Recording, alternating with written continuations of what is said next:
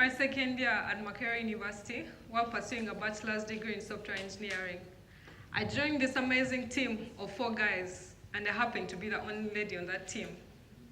So by joining this team, I thought things were going to be easy.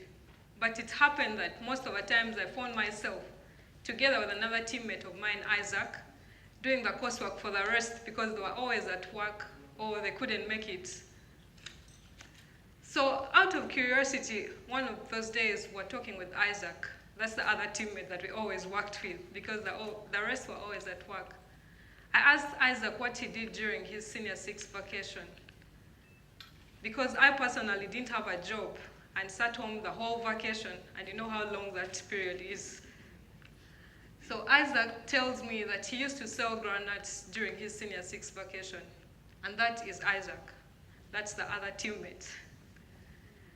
So he would have to wake up very early and ride a bicycle from a village in Otoikot, that's in Kumi district, for those of you who know eastern part of Uganda, and bring his groundnuts to a Tuturu market, that's still in Kumi district, and a distance of 30 kilometers apart. He would wait on buyers while in the market, but on days when these buyers didn't turn up, he would have to ride back his groundnuts and take them back to the village. And we know the distance, that 30 kilometers on a bicycle. So after hearing what Isaac had told me, I really felt bad about his situation. And Isaac went ahead to also tell me that his dad used to face the same challenge every time he took his produce to Bukedia market, that's in Bukedia district. This greatly affected their time at school because sometimes when he didn't get enough money from his produce, they would have to go back to school very late when the rest of the school kids have reported.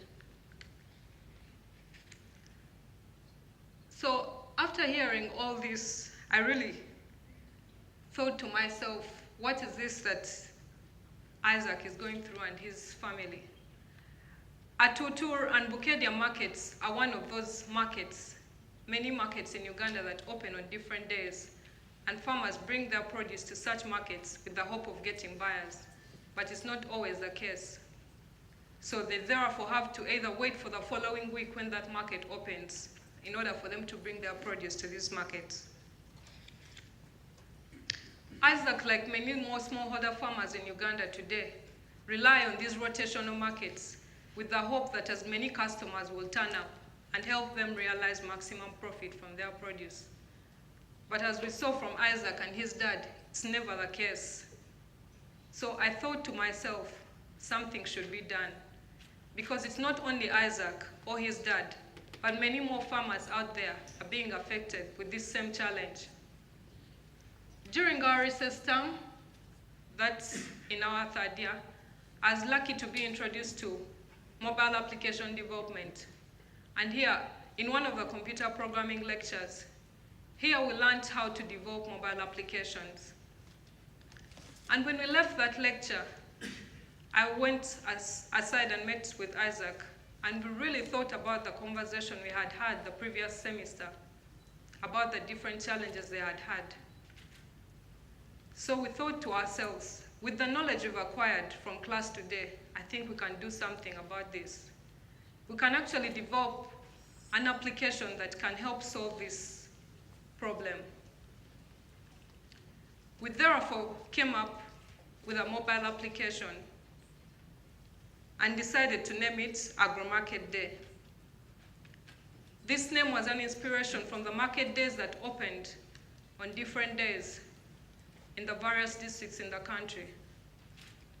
With Agro-Market Day mobile application, we had the vision that the farmers would be able to sell their agricultural produce, get information about agriculture markets, market days, and modern farming methods in different districts in the country. I'm going to quickly show you how the application works. So for a farmer who is down there in the village and wants to sell their produce, all they have to do is take a picture of their produce, attach a price to it, together with their contact details, and then upload it on the system. This saves the farmer from the cost that he would have incurred while transporting his produce from home to the market, and sometimes even have to take it back. But by simply taking a picture of his produce, he would then easily upload his produce and be able to access a wider and more profitable market. Then for someone who is interested in buying agricultural produce, that's me and you, because I consume agricultural produce every day of my life. At breakfast, it's food. Lunch, it's food. Supper, it's food. I'd simply go to the application, and for example, if I was looking for maize, all I would have to do is type maize, and it would return a list of all the farmers selling maize. So it's up to me and you to select a farmer of our choice and contact them in order to get our maize.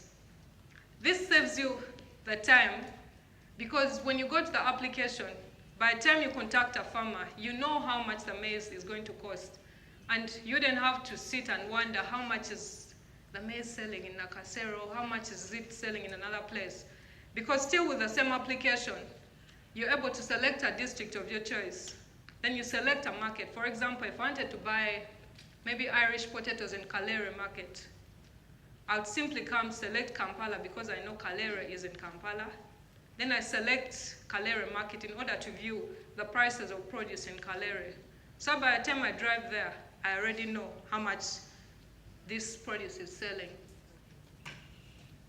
In 2013, that was in my 4th year now, we submitted our application for the Orange Community Innovation Awards.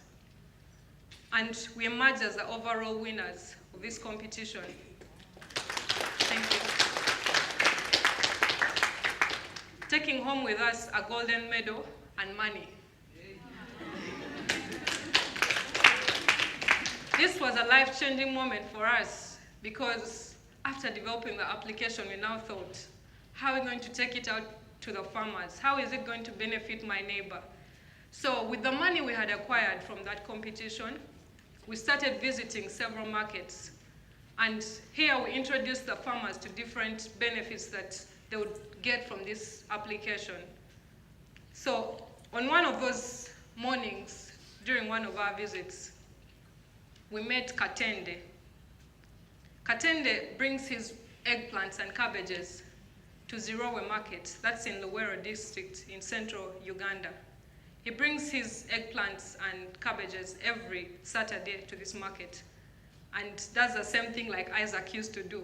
Sit and wait. If a buyer comes, he gives him, and if they don't come, then he has to carry the rest of his eggplants back home.